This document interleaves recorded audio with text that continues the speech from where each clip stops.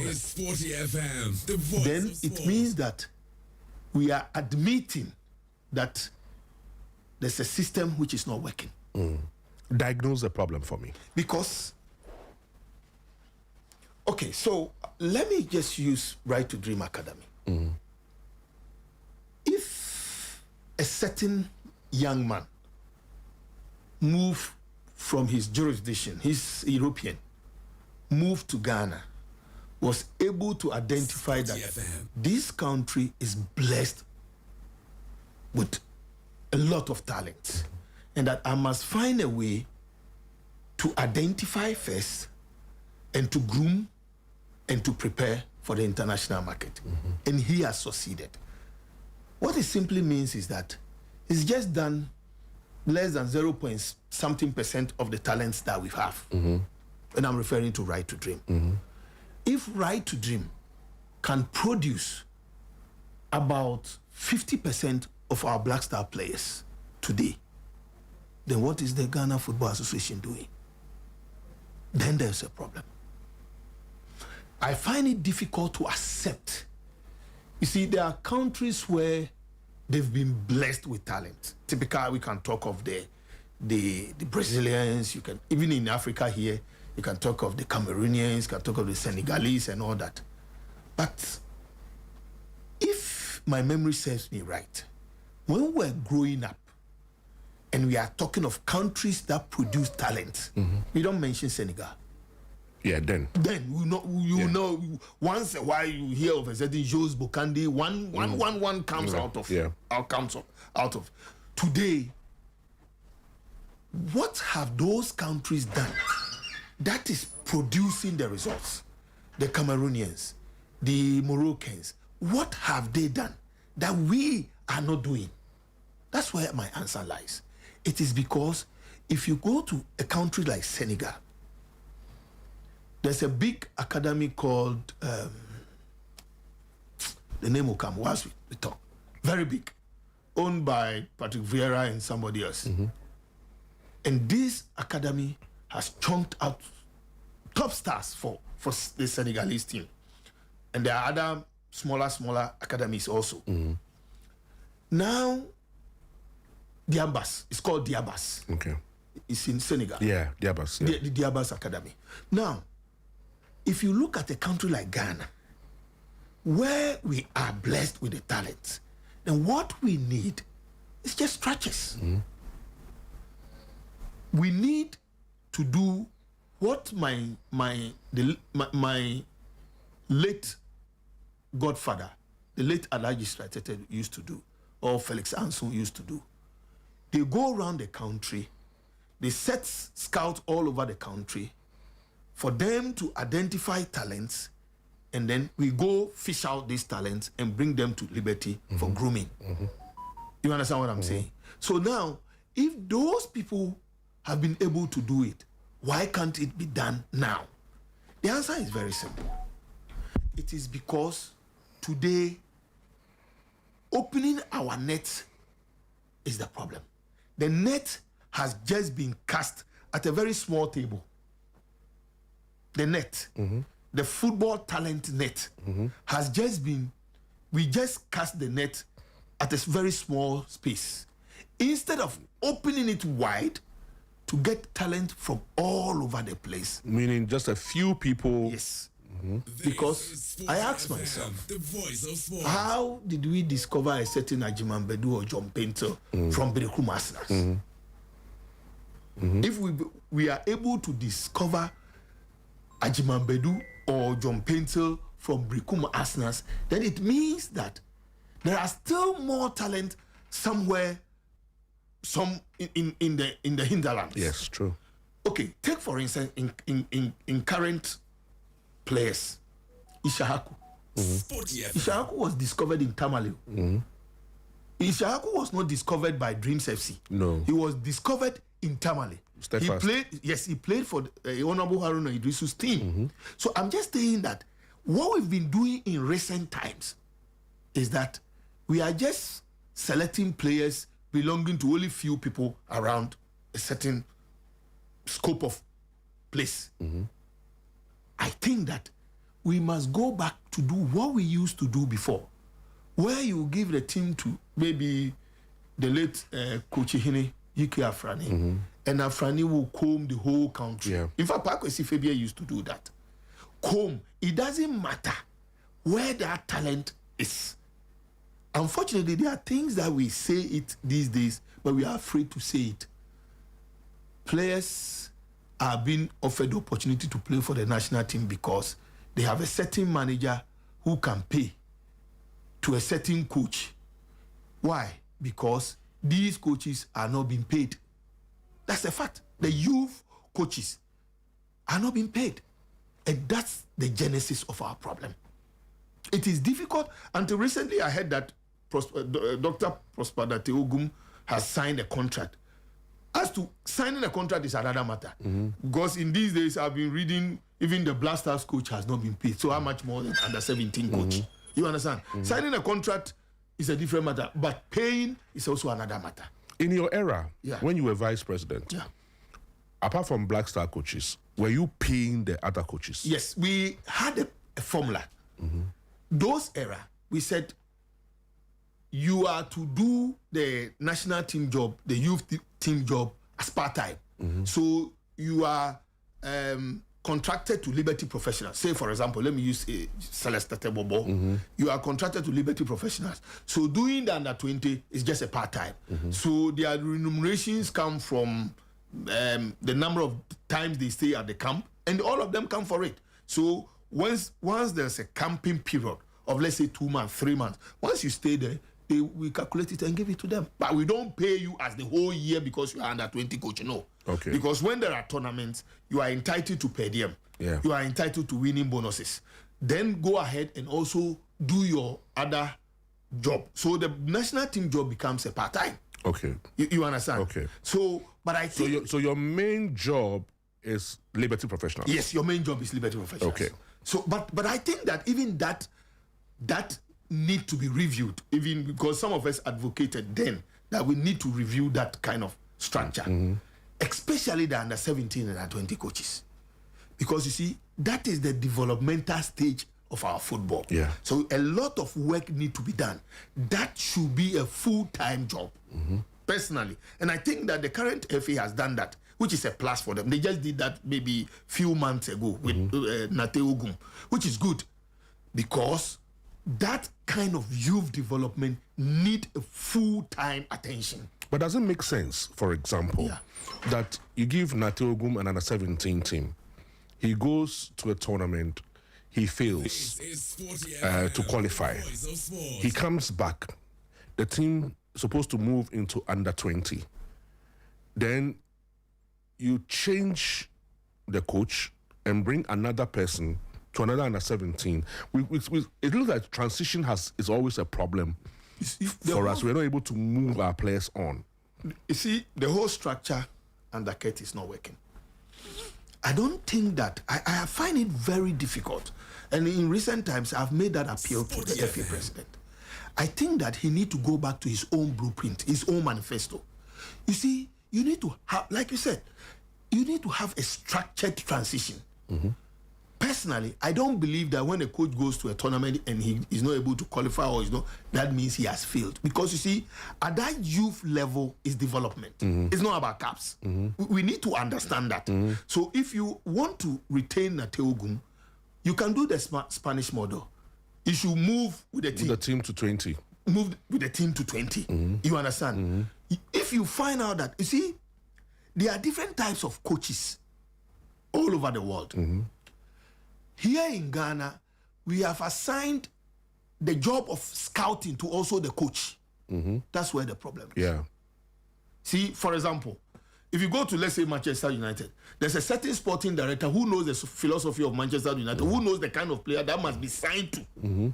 Even though the coach can recommend that I need Asimesi, but in the absence of even a coach, there's always a sporting director who follows the sporting structure of the football club. It's the same thing with the national team. That is why in recent time, I have come strongly against the technical director of the FA. It doesn't exist. You see, how can you have... You see, I thought Prof. Minta is supposed No, it doesn't exist. See, Fee, you ask yourself, how can you have a search committee to choose a coach for the Black Stars without a technical director? Doesn't make sense. How can you go ahead and make appointment for the under-17 coach without input from that technical director? This whole structure, look, Professor Minta is supposed to be training coaches for Ghana. Yeah. He's been in charge of the licensing and all that. Then you will be here. All of a sudden, they bring a certain man from Belgium who has not gone through any of your structure. They say, oh, he's the under-17 coach, he's the under-20 coach, he's the under-23 coach, he's the blaster assistant coach. Where is your job? You see, if this was any serious person, he will resign. But you see, Ghana, he's looking at his salary.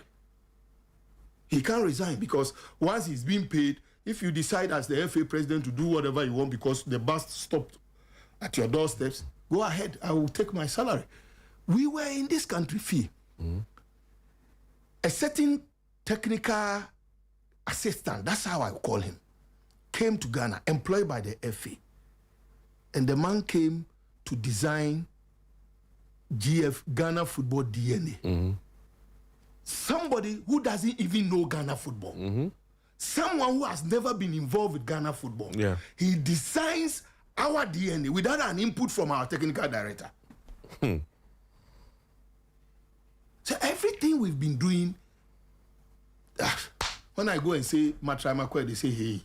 But that's the fact. You are coming to an administration where you have a blueprint, you have a program. Stick to it. Stick to the program. The program says that maybe once I become the FA president, I want to have my tech, and that's the first point you should look at, your technical directorate. Because it's the engine of growth, it's the engine of your football. Once you get the technical directorate working properly, a very competent, effective technical director, your football will grow. It is not about whom you know. It's not because Sape is my friend and that, oh, I like him, he will not criticize me, and so therefore Sape take under 17. That's what we've been doing. Karim Zito, don't make mistakes. He's a very competent coach. He's been trained from the final days and all that. When you appoint Karim Zito to any position in Ghana, hear me, George, I'm not against it. I am not against it at all. But there are certain appointments when it's being made, you ask yourself, why? Why this man? In these recent times, I hope it's rumor. But what I'm hearing, I've been hearing something like Desmond Ofer for the Black Stars. Why? Fee, you see, let me say this before you ask me any question. I will say it any day, anytime, anywhere I go. The Black Stars is the soul of Ghana. The Black Stars is the #1 sporting brand as far as Ghana sports is concerned. #1.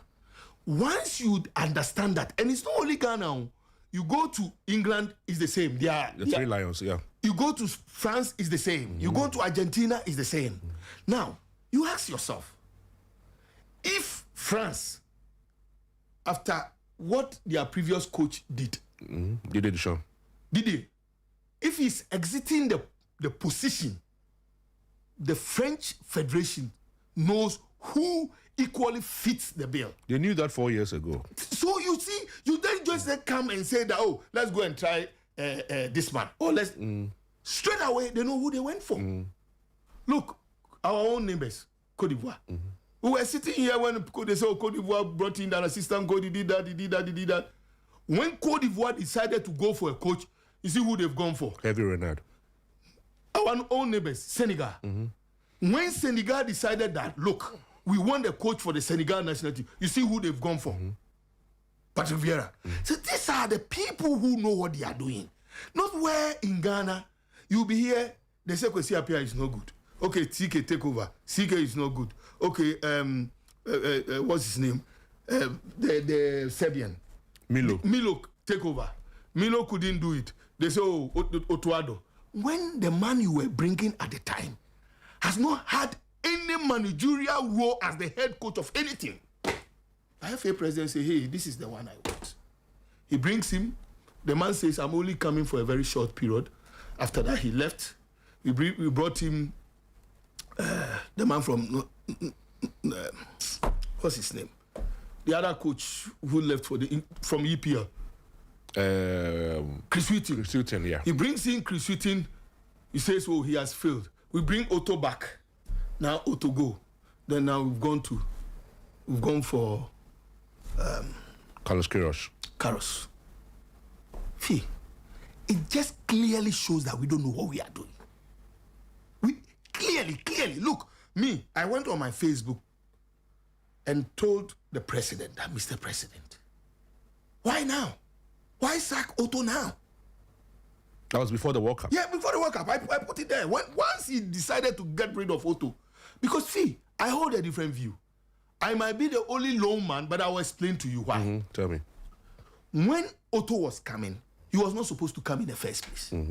But Kurt made a statement, which I bought into it later. He says that, yes, I agree that Otto is not fit for the job, but I want to build his capacity together with the Black Stars. First of all, the Black Stars is not a place for Matramakwe. But since you have decided to give it a former player to go with it, let's support him. So that was my position. Okay, he has taken the decision, let's support him. We supported Otto. Otto failed to qualify us for AFCON. For AFCON, for the first time in 20 years. He failed. Opportunity was there for Kurt to do away with Otto. Why? Because it's clearly enshrined in his contract. We could have done that and walk free.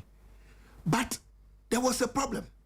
At that same time, Otto was leading the league log for the World Cup. So the choice was to either maintain him or to do away with him. Then you maintain him. Then he qualified for you. So once he qualified the team to the World Cup, we had no business to sack Otto Addo. I'll tell you, what triggered Otto's sack was the 2 friendly matches. Yeah. But which I disagree. Except someone who doesn't understand football. Why? Fee. Friendly matches are the only times you can test your team. If Otto had not gone to be beaten 5-1, he wouldn't have made corrections to be beaten 2-1. Yeah. That's football. And it is the only time, as a national team, it is the only time you can get, you couldn't do those experiments at the World Cup. So doing those experiments at the World Cup was World Cup. So a much stronger team, I mean, in terms of the deficit was even reduced with a much stronger team in Germany. Exactly. Because he then realized that, no, I need to shift Kweku to this position. I need to put Kwejo at this position. So for me, the decision to sack him and the timing was wrong. Was totally wrong.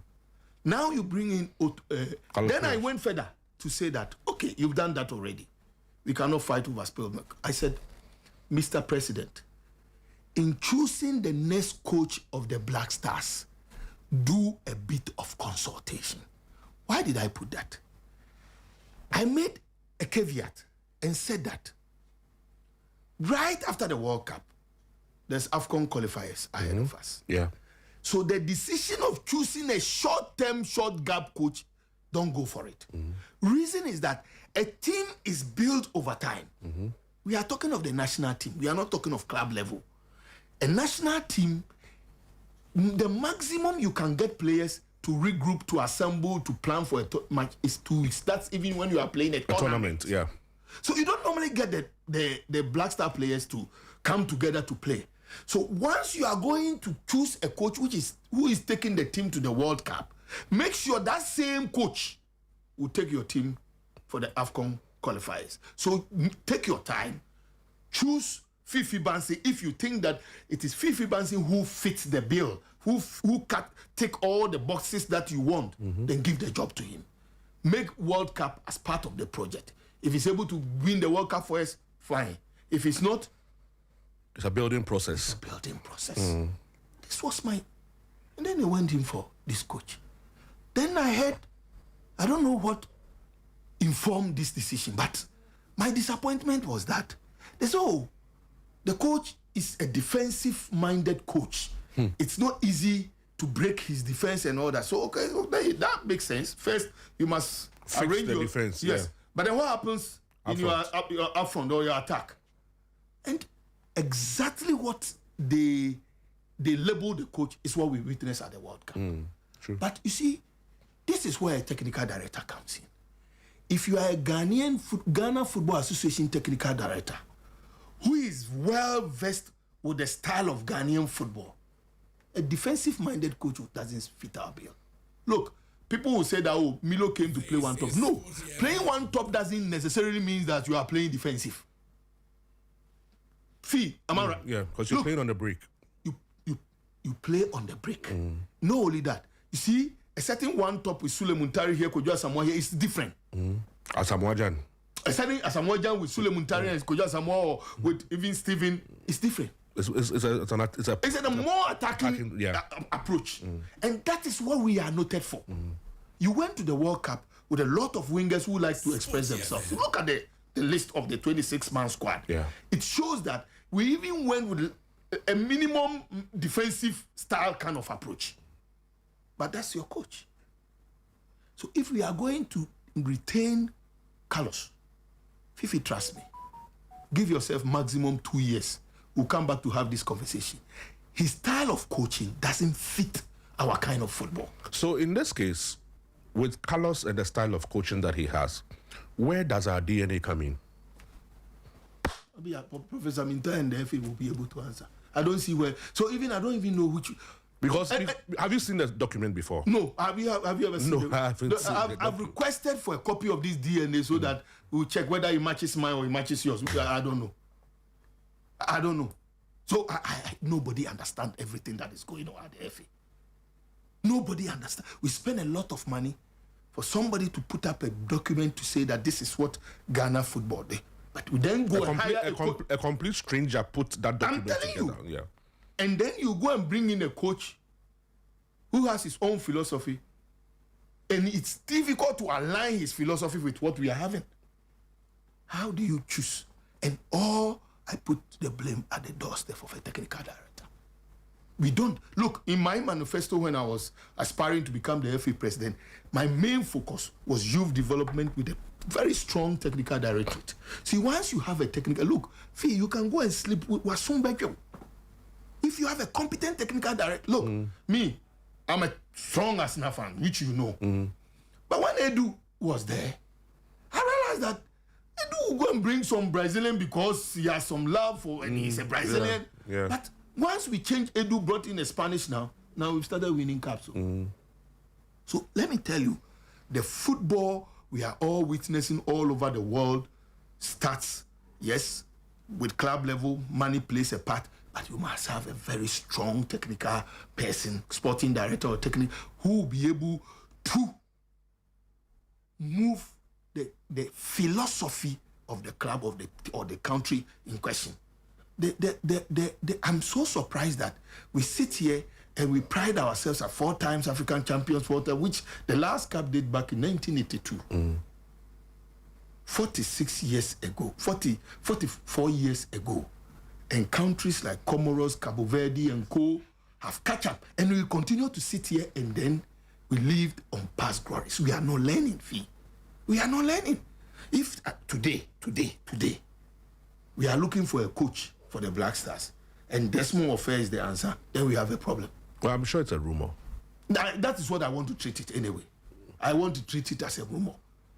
So if the FA decides to still keep Carlos Queiroz, we will be doing Radimewu. Yeah, but we will continue. Because, see, I have said it, and it's also on my Facebook. I said, name one coach in recent times with a defensive kind of tactics who has won a cup. Look, let's do the last few years. A certain Pep Guardiola, his style of coaching. My own man from PSG. Luis Enrique. Even until recently, my Arteta. Arteta decided to adopt a defensive approach against PSG. What happened to him? Watch the Spanish coach. Watch even the Argentine coach. No coach in recent... Those are old-fashioned tactics. It's gone. Now you must possess the ball. You must keep the ball in order to win a match. Sporty FM. You must have players with flair, players with skills. This is modern football. Modern football is assembling players with skills who can keep the ball, can hold the ball, The more you keep the ball is when you can win a match. But if you go and do a coach with a defensive strategy, hoping that Kwasi Amere Bibeba Chelsea in a cheat, no. That kind of football is not Ghana. Who would you have preferred? Well, because the man I want has been taken by the Ivorians. Hervé Renard. And I see here again. Is Hervé Renard not overhyped? It's not. You see, he's not. Honestly, he's not. You see, Fee, there are people who understand our culture. It plays a role. I had the opportunity to speak to this COP Abua. Hey, I don't know. You should, madam, forgive me if I'm not getting your. If it's maybe COP now. When I didn't understand anything about women football, one day I sat with her, and I wanted to understand what goes into women football. I mean, apart from we saying that I've had a coach, you should train them and all that. He said, George, sir, I was sister. He said, yes. Sir, I was he said, yes. He says, check her mood when she's on her period. And that thing can happen to a player on the field on the day she's playing. Yeah. So football for the women is entirely, totally different. Yeah. Fee, so I'm just relating this to Hervé Renard. He's come to Africa. He's come to understand our culture. He's seen how our players relate, their way of life. So he's just to manage. You see, at that level, Fee, you are not going to teach pass, chest, and all the head at the Black Stars level. No. You are only to assemble a certain group of top class players and manage them. And Hervé is cut for that. He's cut for that because he's been here, he understands us, and trust me, he's one of the best. I spoke to him at a certain time. I remember Fo Amoni called me some years ago. Say, George, I've spoken to one of the president. I don't know whether it was President Mahama or was President Akufo-Addo, one of them. He said, George, I hear you have a good. I said, I have a good relationship with you. He said, please speak to him. At that time, he told me that, George, I have a project until I finish. So, if maybe Ghana was interested, we should have just. Because you see, Fee, I don't believe that if Ivory Coast can afford, Ghana cannot afford. If Senegal can afford. Patrick Vieira, Ghana cannot afford. Me, I will back the FA president if he goes for the best. And if that will bring us the result. And the money is more than what we are all anticipating or whatever is our budget. I will back him to make a case before president. They say, Mr. President, this is your #1 sporting brand. It deserves better. We plead with you for once. Can you do us a favor to help us pay for? Because look, there are companies in this country, the president can pick a call and say, and we saw it before the World Cup. Our brother Ibrahim put in money to the Black Stars. Yeah. So it can be done. If Ibrahim decides that, okay, I'll pick the cost of the salary of the coach for a year. For a year. We can go for the best. So I'm saying that until you understand that the group you are leading, this is how it's worth. If you don't know the worth of the Black Stars, you continue to be doing the small affair and that and that and that and that. No disrespect to the small affair, but I think that if Kurt says that Kwesi Appiah is not cut for the Black Stars, then the small affair doesn't come close. I'm not. He's a young up and coming coach. Maybe a day will come, he will have his day and as the Black Star coach. But for now, no. So in the absence of Hervé Renard, honestly, I have not thought about it. If you give me time, maybe in our next conversation, I'll scan around and see who are the available ones who can fit the bill, and then I'll give you a name. Now, with the struggles of the national team, I mean, it's pathetic that under 17, under 20 are all not qualified for global tournaments. I mean, is it the same problem that is having a trickle-down effect on these other teams? It's the program. You see, Fee, you need to have a program.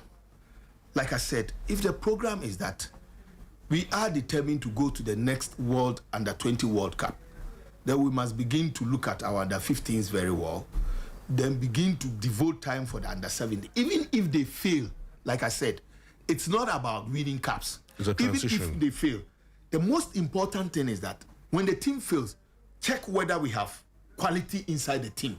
If you can tell, and see, you are all in this country. They mention under 70, you can mention about 7 or 8 of the players. They mention under 20, you can. Now it's very difficult. Even if you ask me, name one player from the last under 70, I don't know any. Yeah. It becomes very difficult. Why? Because those days, that player must have justified in his locality in the coast. So once you mention Sebastian Bass, everybody knows him from Tema. You understand what I'm saying? So I'm telling you that the players being churned out this time, when they call and they assemble them, nobody. If even media men are struggling to mention their names. Yeah. Media men are struggling to mention their names. So I think it's about the structure. The structure is not properly being implemented. So if you continue the Matramakwe, like you bring in a coach for under 17, do you know that in the under 17 level we've changed 6 coaches in 7 years? Yes. But how can you build a house with 6 masons being changed from the foundation level? How? What kind of structure do you want to put? So I think that I think he must. But under 17 qualification was mostly like our birthright. Yeah, yes. Was forgone. I hear somebody was making an argument. An ESCO member was making those days we were using old players and okay, yes, I agree. But Nigeria and Cote d'Ivoire and those, they were also using old players. So what have they done differently that you have not been able to do? What have they done differently? See, our brother, Lai Kingston, took Uganda to qualify ahead of us. Under 17, Uganda ahead of us. Well, he was previously our under 17 coach. Because he doesn't want the manipulation. I know, but like, some of these players, thankfully, we've worked with them, so we had good relationship with them. The kind of liar we know, he won't allow you. He won't allow you to manipulate him. And that has earned him maximum respect. Trust me. True. He's been sought after not only even in Africa, even in America. If you insist, that is why Well, he was doing some academy in America and he left and came for the Ugandan job. Yeah. Yes. Somebody saw the work that he has done and said, look, and Lai is not just for the under 17 Uganda, he's for the under 17 under 2, for all the youth teams. Yeah. And that's how you build it. That's how you build it. You build to integrate. So they've given all those youth teams to him so he can build. So he sees to the transitions. Exactly. This is what is not happening here. If you just tuned in, having a chat with, I call him chairman, but I'm sure many of you know him as George Afriyie, and former vice chairman of the FA. And we're talking about the current state of our football. We actually, talk about the Black Stars and the things that are affecting the national teams as well. We've made mention of the transitions. We've made mention of the his favorite phrase, Matramakwe. It's one of his favorite phrases. Anytime you talk Matramakwe, it refers to him straight up. So those are the conversations that we are having. Try and error, yes. If you just tune in, that's the conversation we're having. Now, George, let's move from the national teams. Let's come to the Ghana Premier League. Why has it been difficult to get a headline sponsor for the Ghana Premier League? Here again, the answer is very simple. A lot of people see our Premier League as being manipulated. A lot of people see our Premier League as being manipulated. This has been the position all this while. So fortunately, an aspiring FA president says that once I get the nod, once I get the mantle, I'm going to run an independent Premier League, what he calls autonomous league. Yeah. Fee, 7 years. At a point, he put a team together chaired by the revered Togo Afede, His Royal Highness. They sat at the World Trade Center with a group of club owners and club CEOs to do a document. And the document was presented to the FA president as far back 2023. 3 years down the line. Same Friends and Cronies League. And see, we are living in a country where now, unfortunately for us, social media is dominating. Everybody can tell that this match is a fixed match. Now it's easy. Now the betting, the danger in our league now is even the betting company. Look, people take Ghana League as far back Vietnam, Singapore, Oman. I say Oman. There's a Chacha Point near China. It's called, the name will come. Our league is on the betting board in such places. Uzbekistan and all those places. So, when you have a league that has no credibility, how do you get a sponsor? Which company do you think can just wake up and then put money, boom? That's why in recent time, it's only the betting company that is coming. Recently, Bet Power. Is it Bet Power? Mm-hmm. No, it's not Bet. Yeah, the one owned by the Nigerian. Bet Power. He tried to put money in. Later, he withdrew and said, "Local bonus." Voice of sport. When people cannot see a league that is transparent, a league that is out of manipulation, then it will be difficult for us to get a headline sponsor. How transparent was the league when you were vice chairman of the FA? That I can say. Because some have said corruption in Ghana football did not start under this administration. No, but you see, let me tell you, Fee. You need to know certain personalities who have held that position before. Nana Obekabrapia. PLB boss. PLB boss. You know him. Yeah. You know how astute. Very astute banker with someone you cannot manipulate. You can never. Your own friend, Ashford Tetoku. Yeah. You know. Yeah. How are you going to sit with Ashford and tell Ashford that, oh, Charlie, make sure that this game is... Look, everything about our league then was very open. Yes, of course, it was not out of, corruption free. No, I'm not saying that.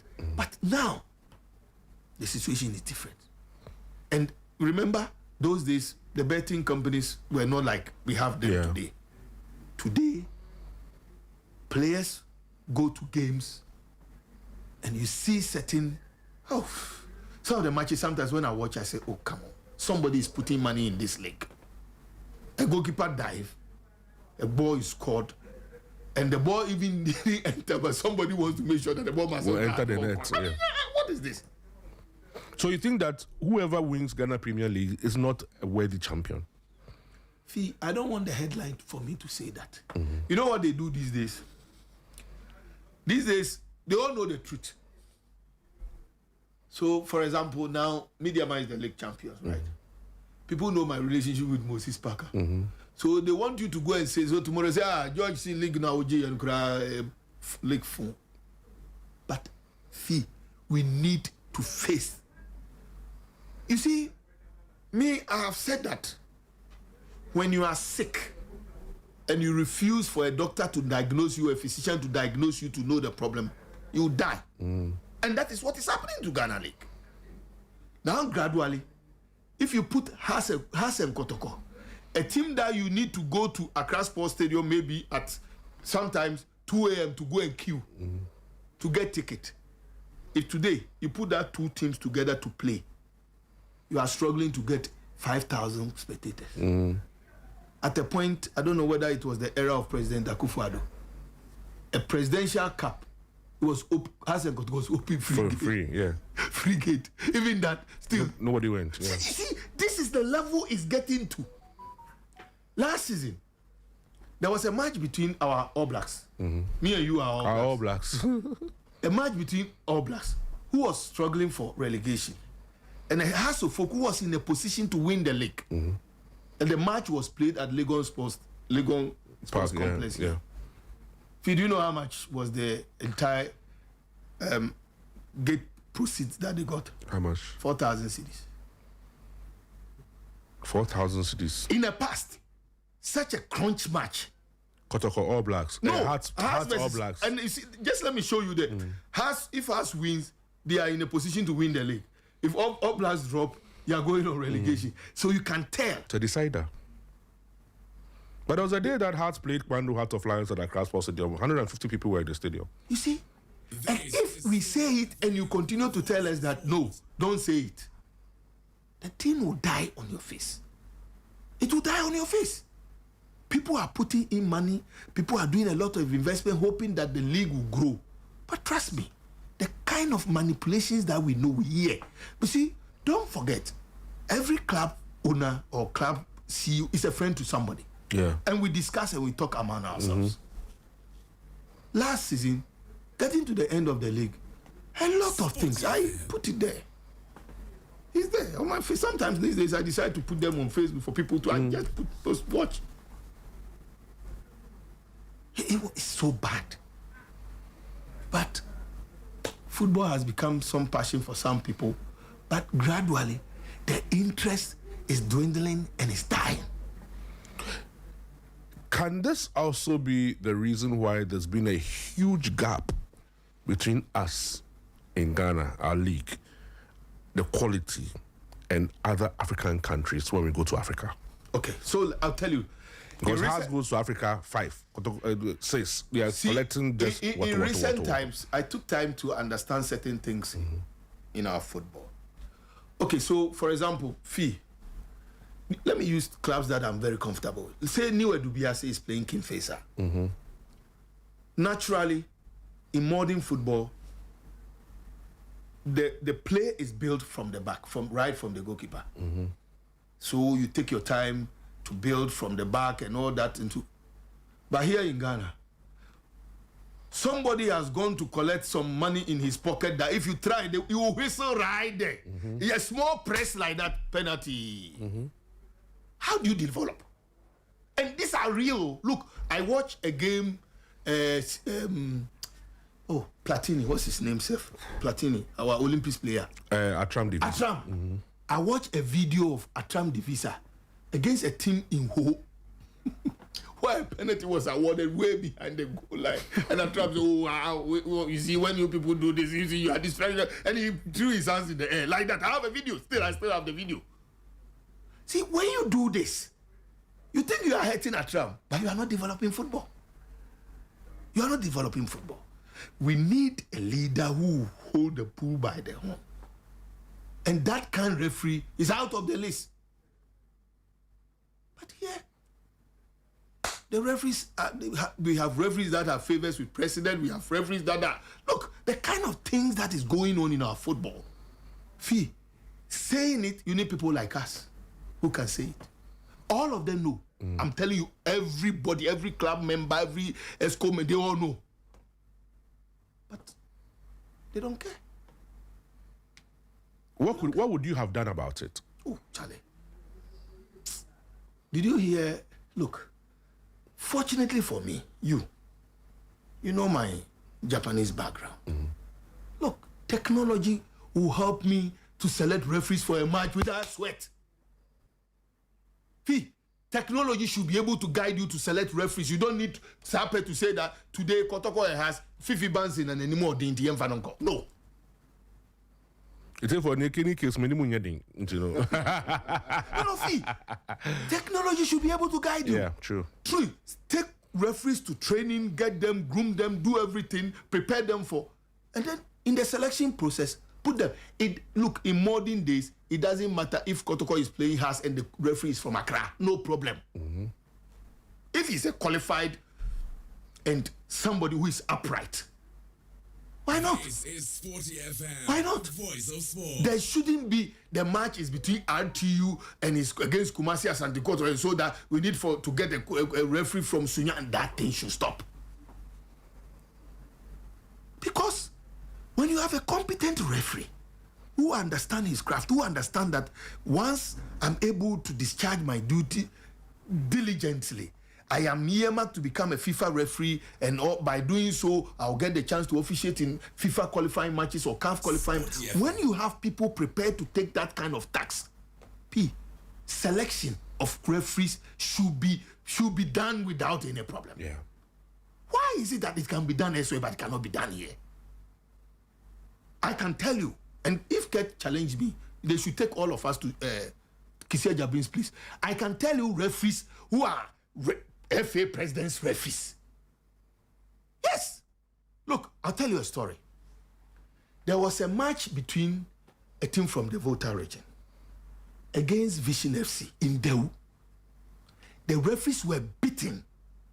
They were beaten mercilessly. At halftime, the Volta region team was leading 3-0. The referees at the halftime, they were beaten. The referee said they were coming to. They won't officiate again. They packed their bus. They got to Legon. They were called to go back, or they will take their name from there. I am saying this here. This is the kind of system we are having in our country. Who called them back? That's the question. I am telling you, this happened here. A referee has been beaten. Oh. He's packed his bag. He's on his way to Accra. He was called and said, go and continue the match. That match must not be abandoned. What are you looking for?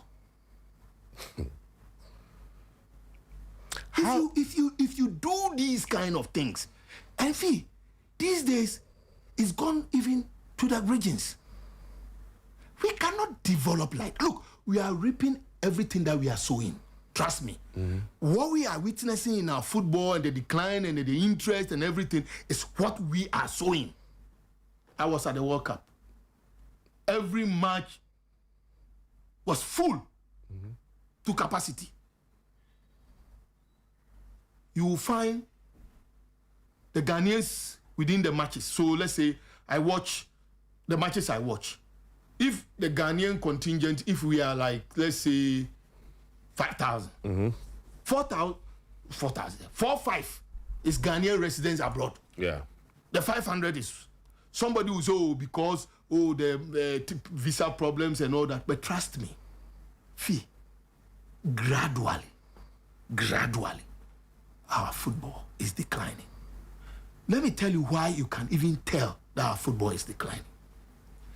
If we need 23 players to represent Ghana at the under 20 level, and about 15 of them are foreign-based players, you don't think that your football is dying? Under 20 level. Here. Qualifying series, so not going to African World Youth Championship. If you are going to the World Youth Championship and you decide to bring all your players, that is understood.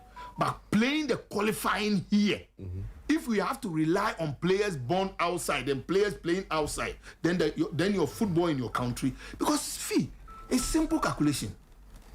If we are a country of 35 million population, let's say 500,000 footballers. We are a country of 35 million population. Let's say 500,000 of Ghanaian youth are footballers.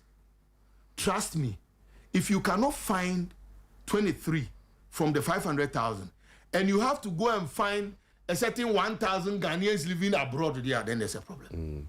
Clearly there's a problem. We need to devote our time to develop the talent here. Look, see, when you talk, they say, we are doing it. KGL gave us money, so we've done a KGL tournament, and then we have crowned a champion, so we have done youth development. That's what we call youth. You mentioned earlier that some of the referees are the president's referees. Yes, they call them the every referee. No, you can talk to them. You see, get referee here. In the coming days, I'll help you to do a program where you can bring my brother Sape here and cover his face. Let him talk so you can hear, so nobody know, because of victimization. You hear things in your better sounds. You need to hear things in your ears. Once he's covered and protected, he'll tell you more. He'll tell you. And those alleged referees are supposed to be manipulating games on behalf of the president? Masa, TV, when there is a match, I had a recording at one time where a club owner is calling the chairperson of the referees committee, asking that I want Asumesi to be appointed. And he said, maybe I need to speak to the president because maybe he has to call us Messi or call. I had all those recordings. These are allegations. Well, call it allegations now. But you know me, I'm not the type. Look, I once spoke about manipulation at Kesben, and I was called before the disciplinary committee to provide evidence. I gave them the evidence. They didn't call me again up to today. I gave them the evidence. Nobody called me again. Nobody called me again up to today. Because you know me, I'm not the type that will come and sit here and make allegations. So you're called to prove it right now. You prove it. Oh, Fifi Bansi, you know me. You know me. How do we close the gap between our football and that of the continent? Because anytime we go to Africa, we are pummeled. How do we close that gap? Now we are even struggling to qualify. Yeah. How do we close that gap? And Fee, is that not serious? Because back in the day, you are in a group of Sudan, Niger, Angola, then we can't qualify to AFCON. even with club football, other clubs like Sundowns and Pyramids and co were nowhere near Kotoko, Hearts, and all of those teams back in the day in continental football. Today, Pyramids are African champions, Sundowns are African champions, Orlando Pirates, all those teams, you know, TP Mazembe and all of that. TP Mazembe back in the day, Engelbert played in the 72, it all the way coming with Kotoko and all that. Those were their peers, El Hali, Zamalek. But if you look at the gap now between all of them and Kotoko, Hearts, and our local teams, how do we bridge that gap? You see, Fee, I talk about programs. We must make conscious effort to develop our football. We must make conscious effort to develop our league. Mm-hmm. Once we do that, we can attract investment into our league by way of sponsorship. Mm-hmm. Look, I have said it and thank God Moses is trying. This is if we can support Moses Baka to recruit the right kind of players to his team before going into Africa, I believe that we can make progress. I don't believe that the situation is so bad that nothing can be done or it cannot be rectified. It can be done.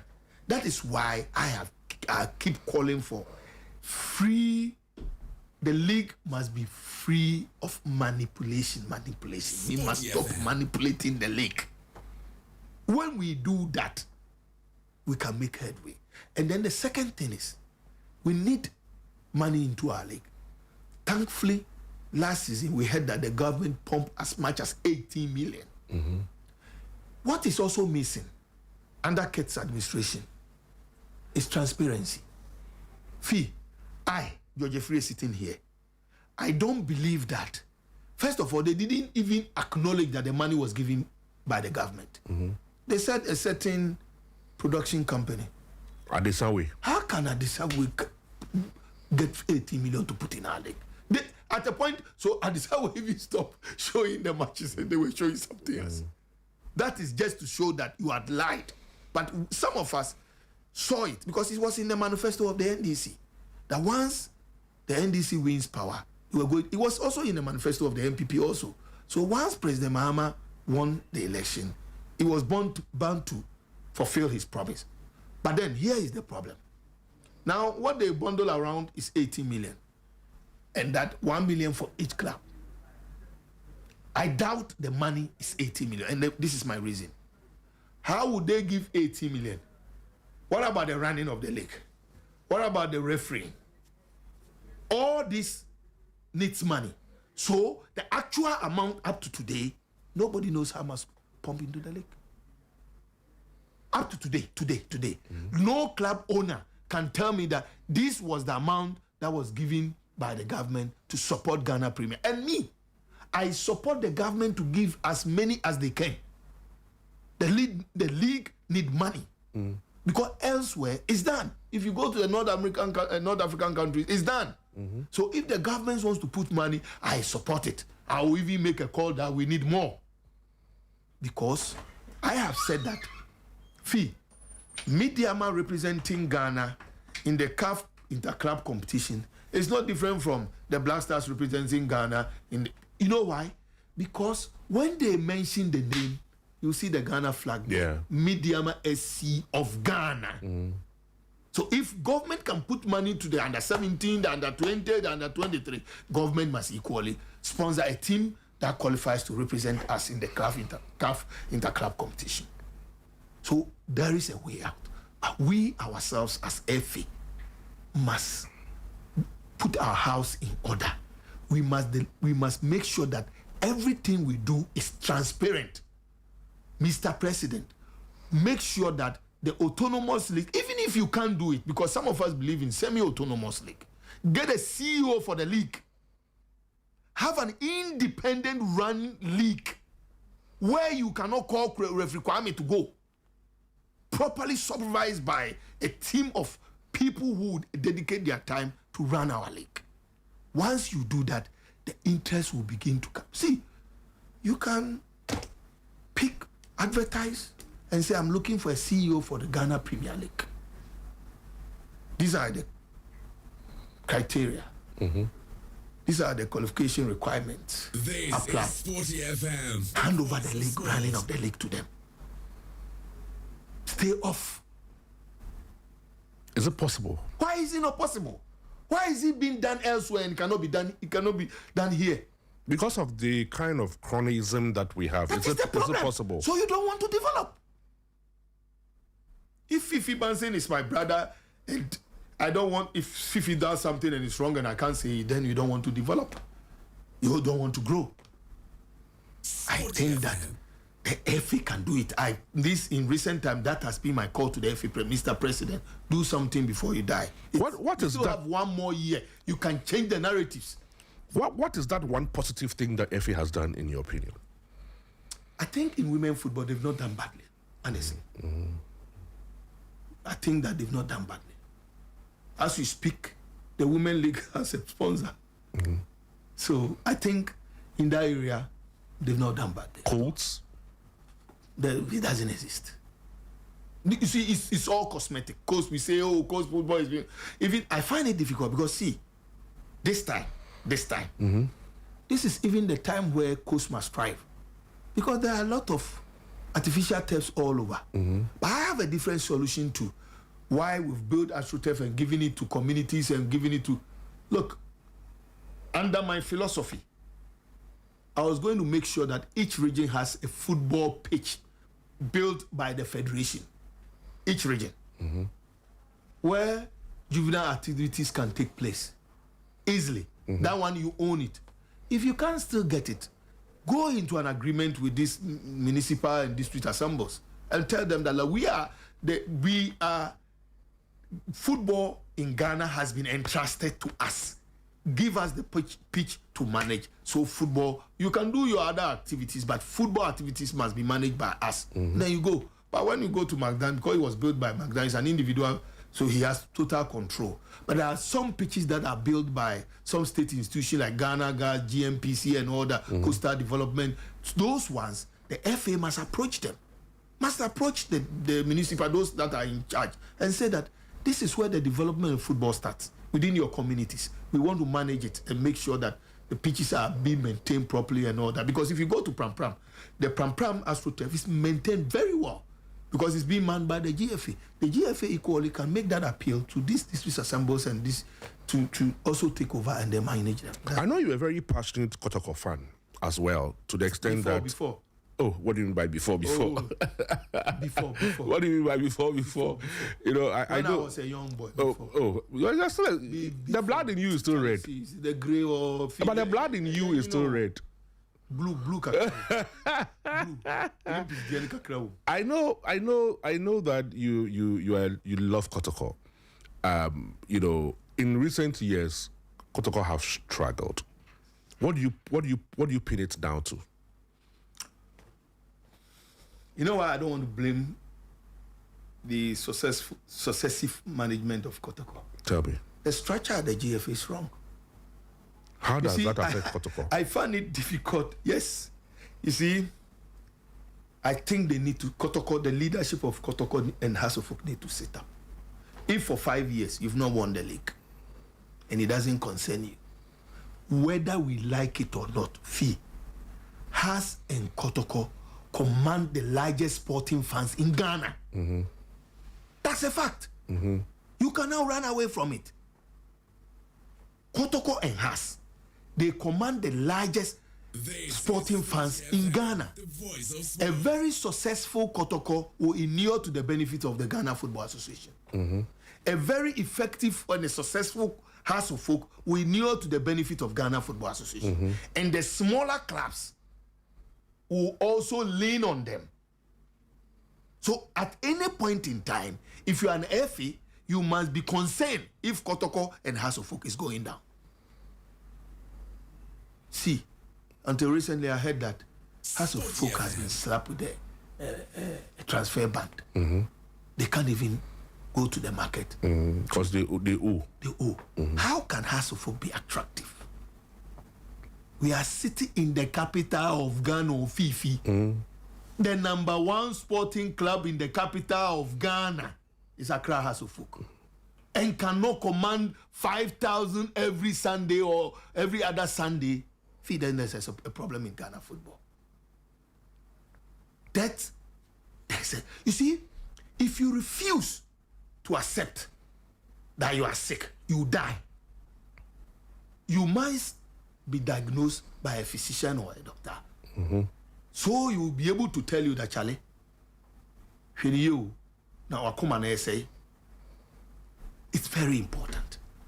We have refused. Look, as a agro, we did it 2 years ago. Then the next year, and I can tell you, the only attractive brand is the Black Stars of. Did you refuse the Kotoko job? No, Kotoko, I can say there was some discussion here and there, but it wasn't official, And I had my own plans. Were you interested? I don't want to say yes or no. Why? If you take a Kotoko job and the structure at the FA, the way I see it now, persists, you'll be a failure. What about Kotoko's own structure? Now I can change easily. Fortunately, the new management is doing something right. I saw them appointing a sporting director for the first time. I would have appointed a sporting director from Ghana. I'm telling you. I want somebody who understands our football. But be it as it may, football has become global. Yes, but see, you build gradually. So even this is okay. Honestly, between you and I like the concept. There must be a director of football. And that's what Kotoko has done, which is good. So Kotoko's own structure can be put in place, no doubt about that. But you have not done anything. See, you can build, but when the manipulation is still being done at the top, it will become very difficult to succeed. A lot of the young people now, if you ask them about Kotoko and Hearts, everybody is basically looking at playing for other clubs other than Kotoko and Hearts. Because they are not attractive. In the past. It's also because the other clubs are doing a lot more turn business, and all the players want to go out there. And so if that's you go to Kotoko or you go to Hearts, it's difficult to sell you. But if you go to a Mediama, or if you go to an Interlice, or if you go to a smaller club, as soon as a 20,000, 30,000, 40,000 comes, they let you go. Do you know that our situation is not different from the Brazilians? Our situation is not different from the Brazilians. It's the same in Brazil, it's the same in Argentina. But they still have a very stronger league. You understand? As for the talent, they are in abundance. And so, the way you will say that, if this one go, another person will come. Another person will come. We must continue to groom. If we continue to groom, to hype, to develop, why not? Let them go, but there will be replacements. There will be replacements. But if they are going, consistently, you cannot build a team. With a team like Kotoko, you can retain. Why? You can retain. I've said it several times. If Kotoko can pay $1,000, $2,000, players can. Some of the places our players are going, Ethiopia and Co. They pay not more than $2,000. And do you think they can pay, in this situation, they can pay $1,000, $2,000? Fee, you see, unless you don't understand football, let me tell you, and this is a free consultancy I'm giving to all the clubs. Fee, today, I'm naming some clubs. Midiama is being sponsored by a mining company. Aduana Stars is being sponsored by a mining company.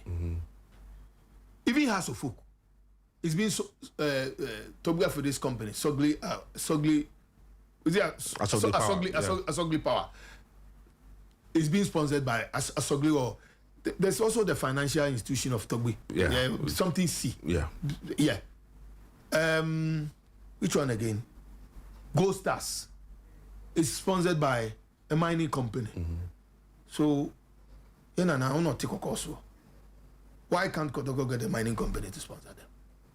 You see, Fee, every company that comes to do business in this our country, they have a corporate social responsibility to also do certain things for the community. It can be schools, it can be clinic. But if you find out that one thing that unites the people of the Ashanti is Asante Kotoko, you must get a mining company to put its money into Kotoko. So why hasn't that been done all these years? I don't know. But me, if I had the opportunity to speak to Otikokos or Tumfo Nana Mema Muso, I'll tell him that Nana, speak to any of the people doing mining on your land, the legal ones. One of them should put a certain percentage in the running of Kumasi Asante Kotoko. Some have said that Nana should give the team to an independent person or group of people to run it as a business, and we should stop running the club from Menchia. What's your opinion? But he's done that before. It's not the Menchia concept recently is just a recent time. He's done that in the past several times. When he gave it to Dr. Keke Sapo, we gave it to him. That's why Keke became executive board chairman. That Menchia had influence. No. Under Keke, Keke had absolute control. But it's normal. The owner is there. Once in a while, you go and pay homage. But Keke was running everything. Menchia had no influence and decision making as far as Kumasi Asante Kotoko is done. That I know. I don't know about the current some say if you give the team to a group, a company to run, like Liverpool is with a company and all of that to run, give them 10 years, and then you hold 51% as majority shareholder of the business, and then the company holds 49%, but you are still majority for a period of 10 years. Kotoko will get results. Yes, but you only do that when there's a transparent league in Ghana. That's the only time somebody will come. Not when it's left with 5 matches, then there's chess games. No, nobody will come. Nobody will put money like that. In your time, there was no chess game? Well, not as it is now. But there was. I mean, you cannot say it was a completely corruption-free league. No, I won't sit here and say that. Never. Are you going to run for FA president again? I don't know, Fee. Let me say, and it's good. It's you I'm having this conversation. My position is very clear. After 8 years, I want to see the leadership of the FA changed, not necessarily George Afriyie. You understand my position? Yeah. My position is that we've witnessed 8 years of Mr. Ketiyes Okriku's administration. 8 solid years. By next year, September, it will be 8 years since he took over. I am saying that Wabeyebi, Berima Beyebi, but new person must emerge to take over the FA. Not necessarily me. Me, I have not taken a decision yet. But I'm saying that whether me or somebody else, new person must take over from the FA. But if people call you, you go. I can't tell for now. I have a lot of things doing now. My interest, will be to see one of these young guys emerge as the next FA president. Somebody who is upright, somebody who can do the job. Like who? I won't mention him now, for now. But I've already think that you're also qualified to do that. Super qualified. Yes. So why wouldn't you and you want somebody else? Person. No, I mean, I'm saying that now. Because you are espousing a lot of ideas, you are bringing up different, you have a manifesto, you've been vice president before, you have a wealth of experience behind you. See, I'm saying so that why are you not the one? From now to the time is enough time to decide. I'm doing a lot of consultation, but trust me, my position hasn't changed. I want to see a new person emerge as the next FA president, and I will do everything in my power to see that come true. Kent wants to go for a third term. AC saying he doesn't have to. I mean, you see, you need to assess yourself. Be fair. See, let's stop the joke. Honestly, I mean, I see that as a joke. I see that as an insult to the people of Ghana. You know, let me tell you, there was a reason why we opted for the 8 years or 4 years of 2 terms. Look, among the people who said, oh, no, let's stick to the 8 years, let's stick to maximum 4 years, 2 terms, and let's align it with the Ghana constitution. All these were done. Look, now Odofole Norte did a lot of consultations. Like he consulted me with Dada Anson together. He did it with Kueya. He would go to Fredachi, he would go to this one. Look, he sought views for everybody. And what they said is that, look, let's restrict ourselves to 4 years of 2 terms. But like it's done with the executive committee, you can go 3 terms. Like what we have our parliamentarians do here, where you can go multiple times, but the president is restricted to 2 terms of 4 years. We preach for it. Don't forget, the decision to accept this status was as a result of consultation between government of Ghana and FIFA. The normalization committee was put together by the government of Ghana and FIFA. And certain decisions were forced on us to accept, and we accepted it. So for me, we've practiced 2 terms of 4 years under Mr. Keto Kreku. It's okay. Even if his view is that 8 years is not enough, Ket must not benefit. The next person who emerge must then go for that 3 terms. That is what the Congress has voted for. But you, who came to power under the old structure or under the old statute who says 4 years, we cannot make laws to take retrospective effect. No. That will resist it. By doing what? By going by the law. Does the law allow you? But if they go to Congress, they've gone to Congress. It's not Congress, man. The Congress says that the Congress has gone to amend it to say 4 years of 3 terms. But I'm saying that you cannot make a law to take because at the time he was coming to, it was 2 terms of 4 years. So we'll go for interpretation. If football people still would want him to go, what would you do? But you must go by the Constitution of Ghana. If the Constitution allows him, why not? What can I do? Will you Nobody has to break the law. Will you proceed to court if he pursues it? For what I will do, I won't say it here. Maybe not me. Maybe somebody else. She say, maybe somebody else. Interesting. So there's a battle on hand. Oh, but I don't think there's a battle. I don't think maybe he will run again. No. Really? Oh yeah. Now, from what we are picking up, let me tell you. You see, this happened before under Kwesi. You remember Fee? Where we are today, it happened before under Kwesi. I don't know whether if you remember. You remember we went to CAF, we contested. Kwesi won. He became CAF vice president. On our way back home, Kwesi even told me, he said, George, every day, Kwesi nyantecho. So thank God, now I'm there. We'll have to have a new person here. Soon as Kwesi got to Ghana, Kwesi made 3 different interviews and said that he will not contest again. If you remember very well. First one was at Joy FM. Then later people went to him and said, hey, President, no. You know, when you have to contest for CAF, you need an endorsement from GFA. What if the person who is there is also interested and doesn't endorse you and Kwesi bought into it? I know the person who convinced him. But me, I don't know. I don't know. And Kwesi bought into it. Fee, I can say it here that maybe, I don't know, maybe if Kwesi had moved, announced Kwesi would have been useless. Maybe. I'm not too sure because I don't know what informed that kind of thing. But trust me, but it got people to speak to him and it got into him. I am sure the same people are around. They'll be telling Kurt the same thing. Oh, don't listen to him. Oh, yeah, let's go again. Now, I've even heard the latest one. Which is? The latest one is that Mosepe says he's not going again. I'm sure you've heard it. The CAF president is not going again. So the latest one they will come is that the next thing you hear that Kurt says he's going for CAF president. So then they will come and tell you that, oh, he needs to. But meanwhile, you cannot be CAF president and be FA president for Ghana. So let's see which one will play out now. Or, alternatively, they will come and say that Kurt wants to go to FIFA Council.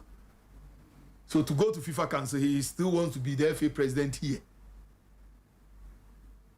So these are things in the coming days it will come out. I've come to tell you here first, keep your ears on the ground. When you were vice president of the FA, I mean, there are a lot of times that we would hear government interference. FIFA doesn't like interference. Draw the line for me. Where does it end? Where does it begin? At what point will FIFA frown? At what point does FIFA see it as interference? At what point does FIFA see it as intervention? You know, throughout... Because all of you use the same mantra. No, me, I've never used to that. say FIFA interference and all that, you know. Throughout my association with Ghana football, I've never believed that any football association in Ghana here and any leadership of the FA can exist without the government of Ghana. I've never believed in that. You can never run a football association without the support of the president of the day or the government of the day. And I'm going to explain to you why. That is why we've collaborated throughout. We've collaborated to coexist from Kwesi Nyantakyi's days up to. Phil, let me ask you this, and that will answer your question. The number one support or the biggest financial support, let me choose my words carefully, the biggest financial support to Ghana Football Association is from the government of Ghana. And I'm going to explain to you. Black Stars budget for competition year is more than $5 million. Under 20 will come. Under 17 will come. Black maidens will come. Princesses will come. The queens will come. All by the government of Ghana. So let's say, in the competition year, the government of Ghana spends $10 million on all the national teams. All the national teams.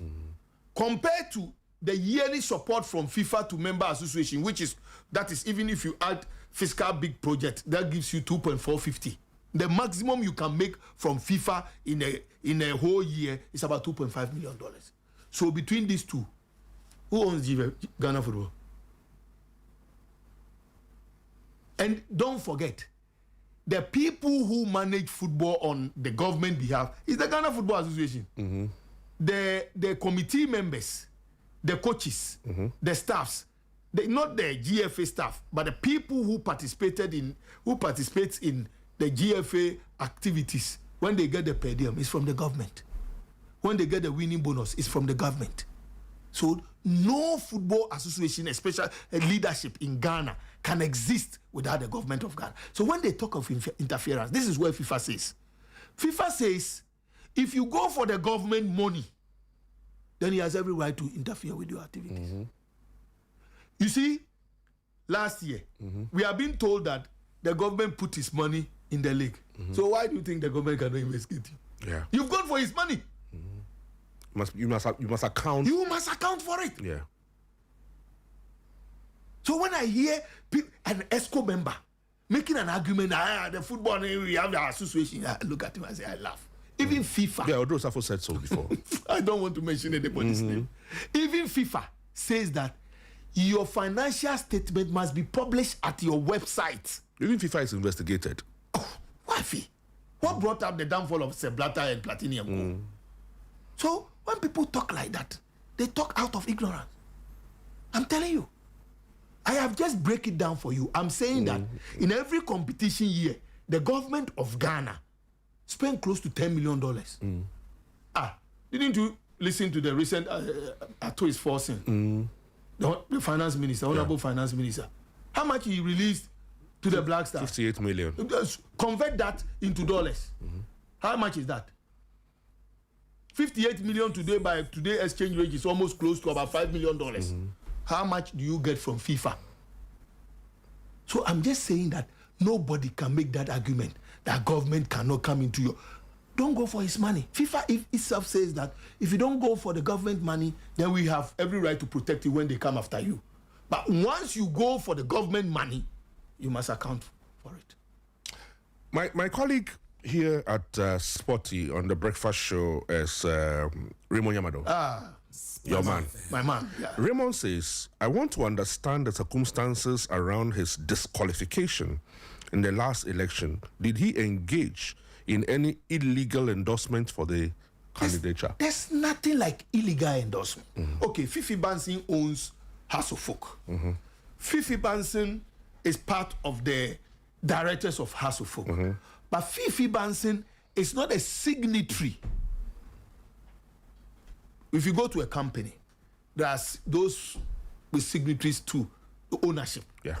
In the past, let me tell you, you see, the reason why I've refused to talk about this is that it is like you are going to play a ball with the boys whose father has bought a ball for him and he wants to make sure that if you don't pass him, he will take his ball. Right? That was the position Ket took. But you see, it's fine. I have said it. Let me explain to Raymond. I went to a club. I know the club owner. The club owner lives in Germany. So I called him. I said, okay, I want you to endorse me. So go to Fifi. Fifi is the director of my club. I go to the GFA website, I check directors. Your name is there. Then you sign for me. I submit the document. They say, oh, what they are referring to is those who, the real owners of the club. But that has never been the position of the GFA. See, let me tell you what they did. They disqualify Alhaji Akambi. Let me tell you. In trying to disqualify me, let me tell you what they did. They disqualify Alhaji Akambi on the same grounds.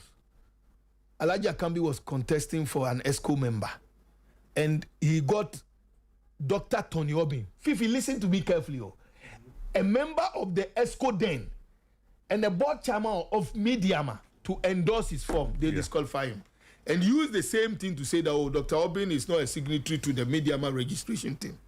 Few months when the appointment was done, the disqualification was done, and everything, he was sworn in as Alhaji Akambi was given a position. Dr. Tony Obin was made the chairman of the league board. You see, we just decided to let go. You think you were victimized? Oh, this is clear. If I picked Ket's form of 4 years before he became president, the form that brought him to the league, then he would have been disqualified long ago. Long ago. He got the original FA from, I think, Volta, somebody to endorse, and he was accepted. You can check from now, Dufoli and Co. He was accepted.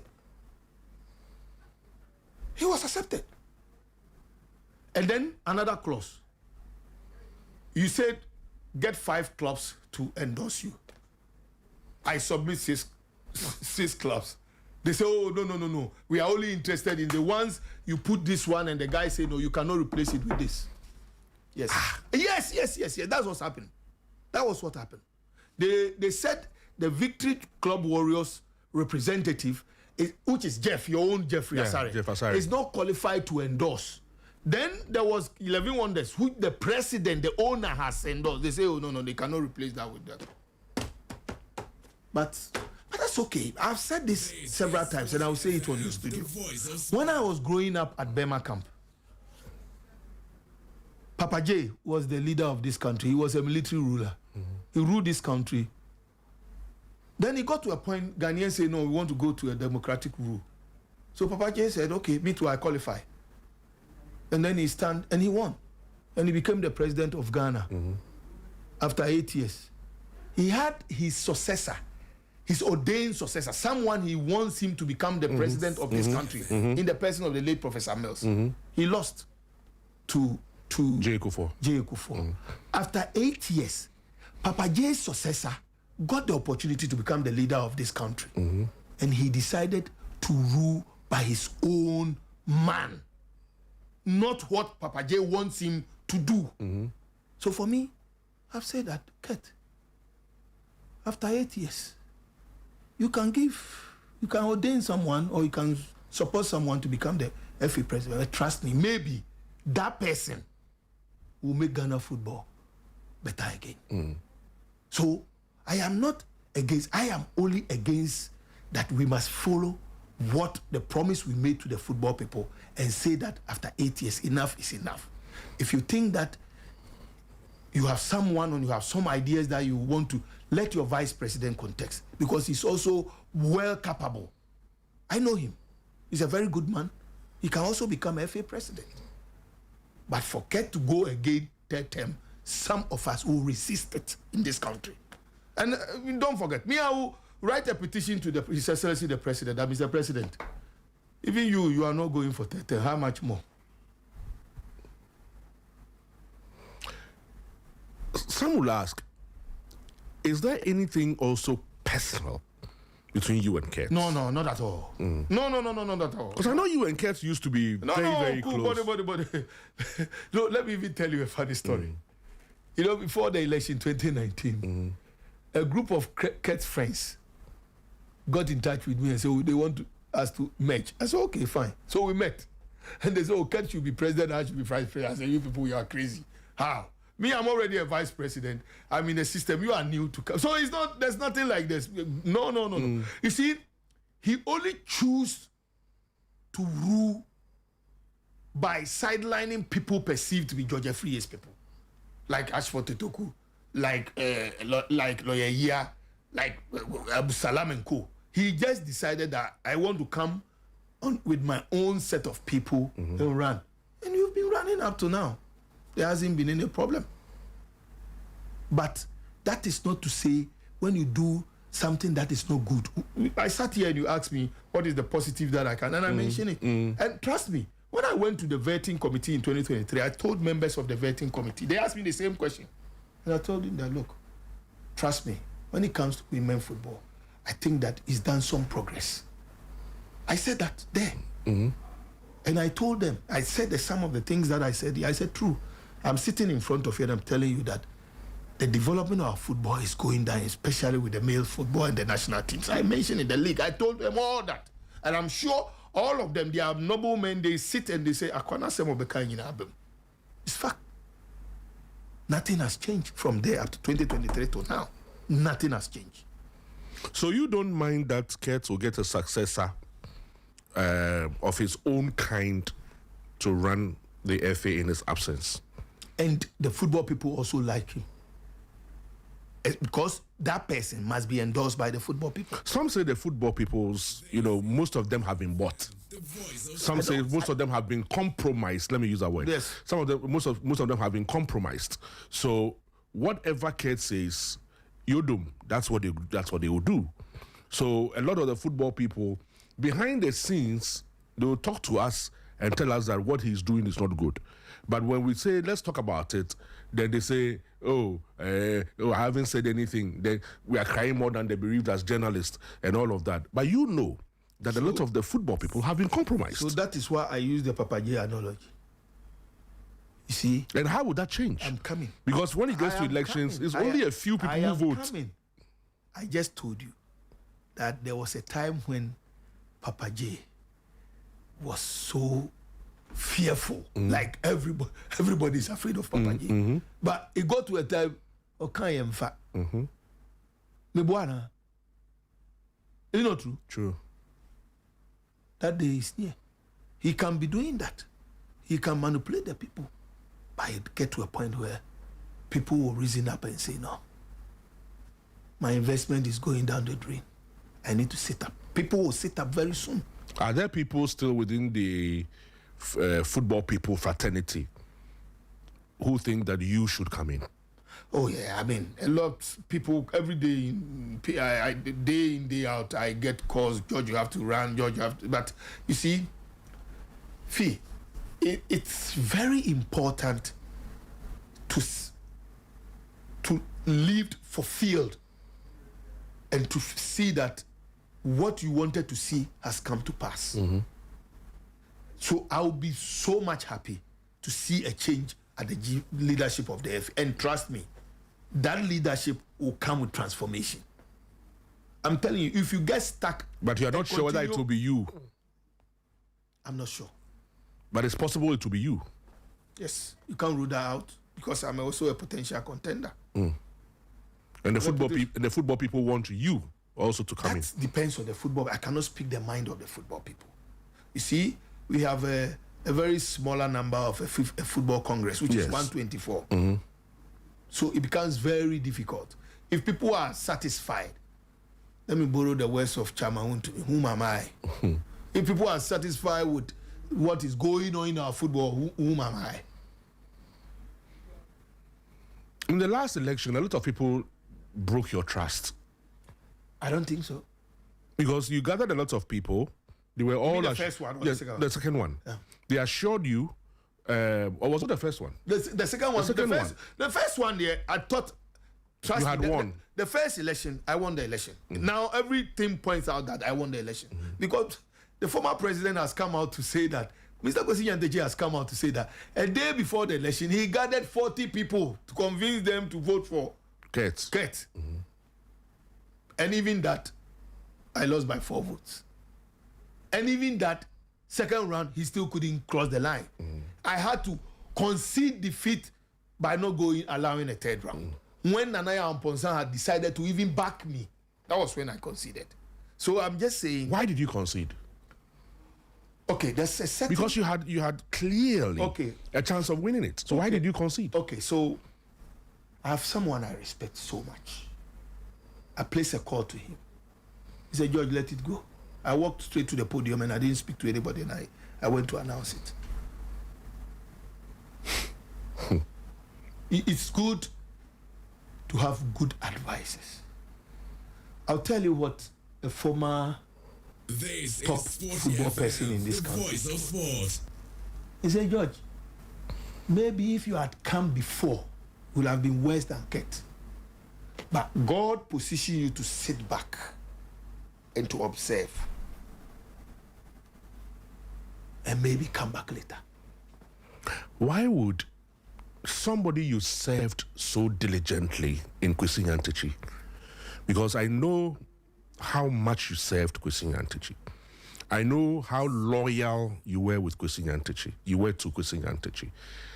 There were times that I even had fights with you. Yes. I'm glad you are saying this. Yes, I had fights with you. Yes. Because I thought that some of the things were indefensible, yet you defended it. And yet, in the end, he gathered people to vote against you.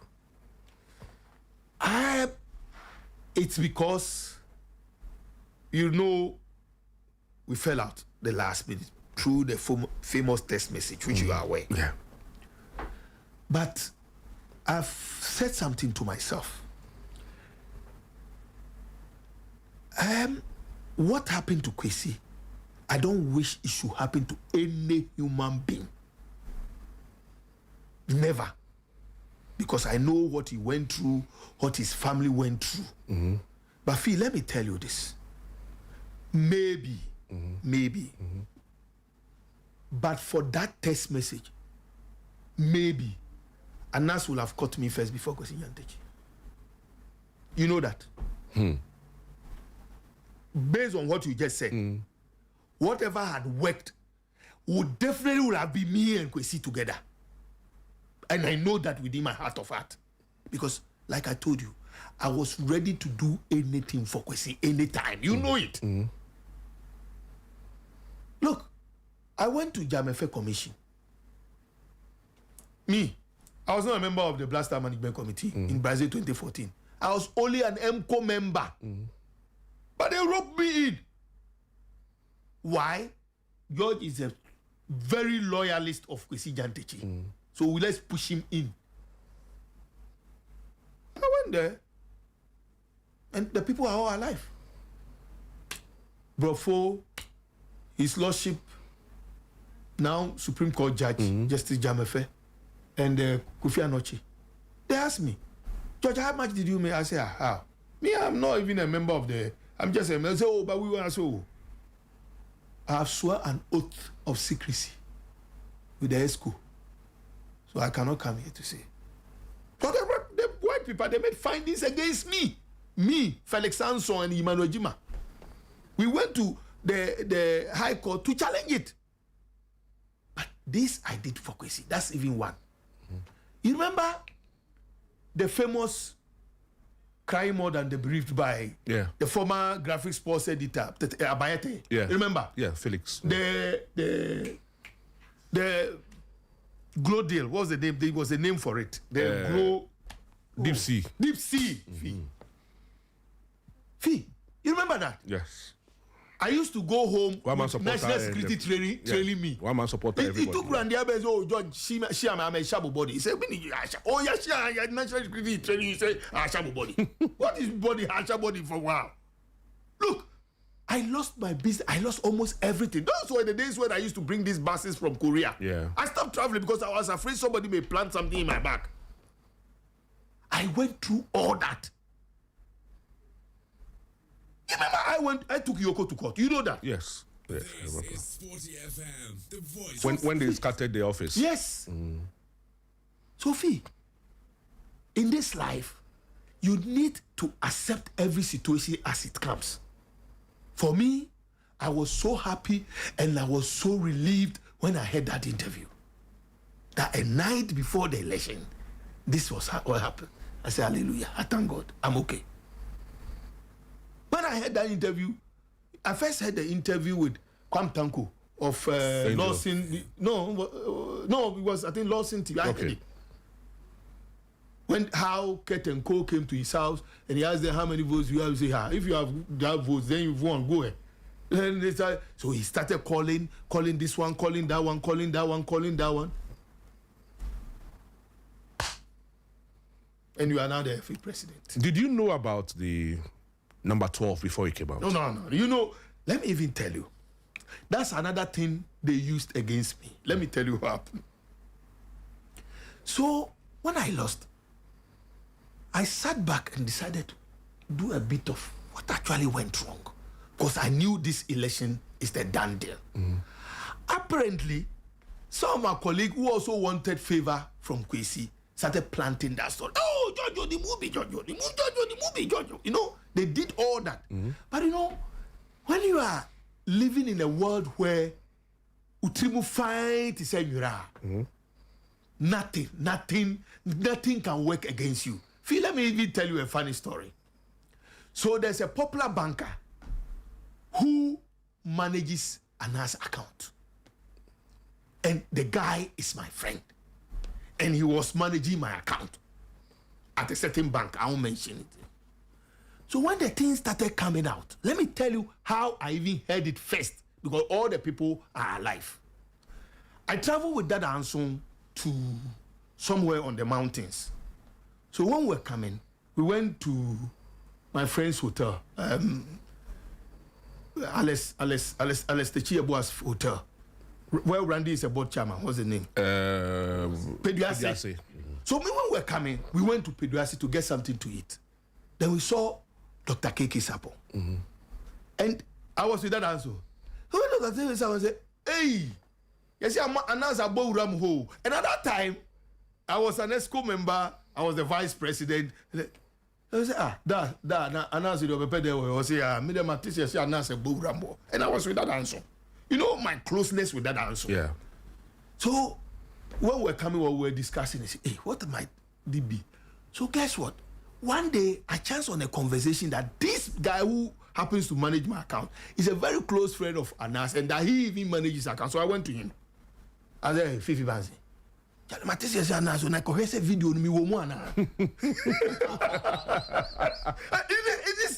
This is not funny. This is true story, because the person is alive. Is still. So I went to him and I told him, Charlie, check it, because you see, then somebody also called me and said, Obama, this Obama, yeah, he was with Anas in this expose and so I should. So I called Obama. I was at Alicia Hotel. say, Obama, with them, check it, say, no, and then, you see, these are real Whether stories. you were starring as James Bond I'm or going what? to tell you, then I'm going to mention the third person that I'll mention. His name was Michael Tieje. So I met Michael Tieje in a friend's house. I said, Mike, I hear say you then the guy go school. So you two go check for me. You ask them. He said, oh, the way the party day, go tell me. It was only Otieje who said that. The way he is, you won't even tell him. I said, well. So Charlie, around that time, we were all living in suspense. Trust me. Nobody know who is in, who is out, who is in, who is out. So finally the thing came out, and then I realized, and so let me tell you. A day before the announcement expose will happen, Obama called me, and he said, George, meet me at home. So what? I said, who are him? So I'm at Alisa Hotel. Then he came. When he came, then he shake my hand and say, congratulations. I said, oh, congratulations. Uni video. That was the day. And this is true story. These are things that happened before. But meanwhile, people who knew that Kwesi is in trouble, George is heir apparent, George is a potential successor. Let's go in. It's in politics. So they play to Kwesi. Hey, Kwesi, George, because you know what? There were certain words in the message I sent Kwesi, which also find its way in the headline of the thing. Greedy and those things came in. So they pushed together and said, I said, well, but the truth is that we and our God and the people who know that I don't know anything about.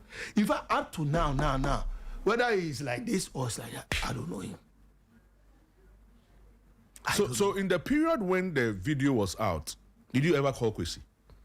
Yes, I called. No, that time you can't go Kwesi. Nobody can cancel. But I called the wife. I called the wife. She didn't answer. And then I called Obri. You know Obri? Yes. Obri was Kwesi's special assistant. Yes. I told Obri that I want to go to the house. Then he said, you will speak to Madame. Because I told Obri that I've been trying to speak to Kwesi's wife, but he's not picking. So Obri said, Madame says the house is a bit toxic. Like, so not for them. I tried for a couple of times. He didn't. Then I also gave up. That's it. Then.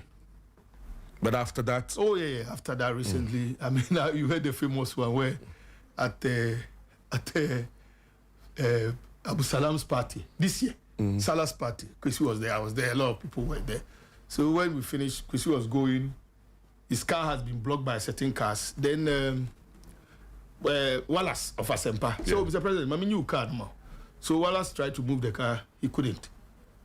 Kwesi tried himself, he couldn't. Then Wallace tried, he couldn't. I said, you should get down.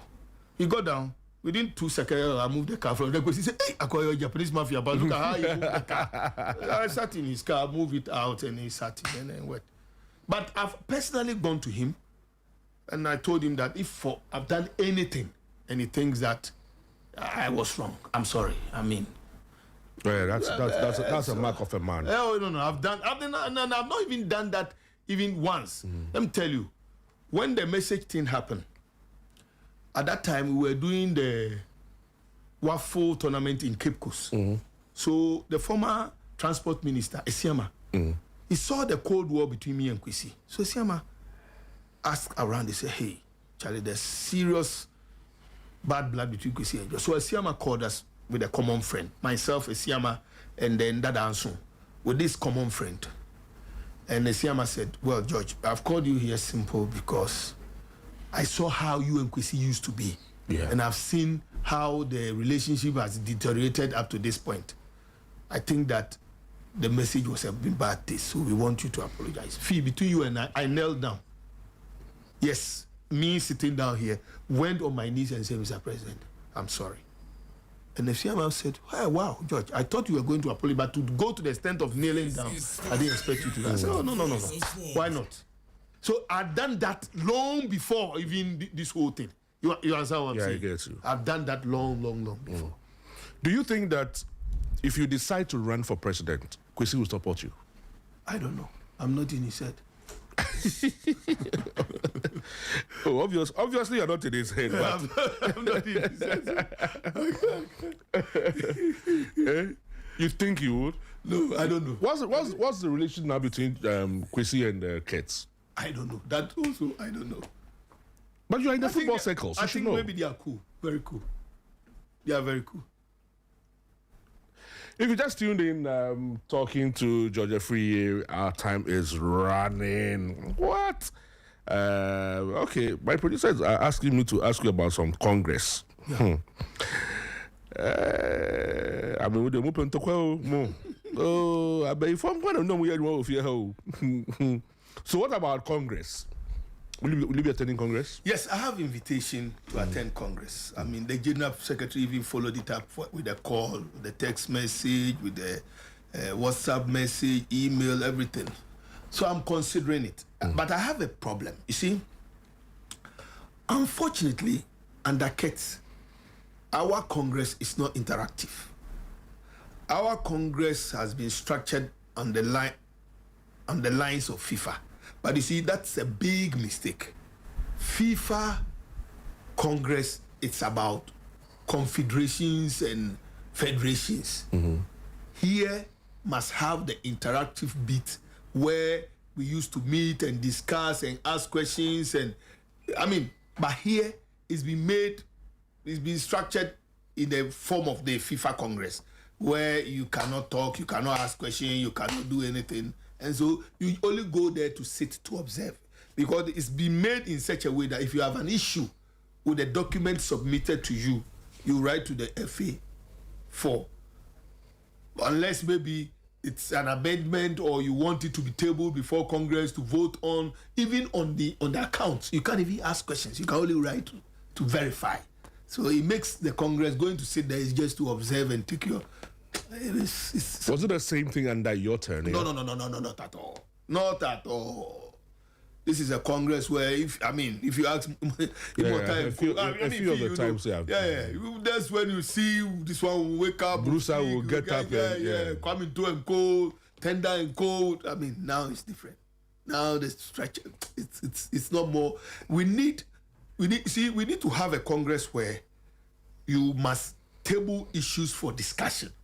You can decide to say you do a Congress for 4 hours, but maybe the first 2 hours is for interactions and to discuss issues affecting Ghana football, refereeing, or break into groups, brainstorm groups, break it into groups, and then this how, and then allow people to ask you the president questions. Allow people. There are people. See, there's a major issue affecting juvenile football in this country.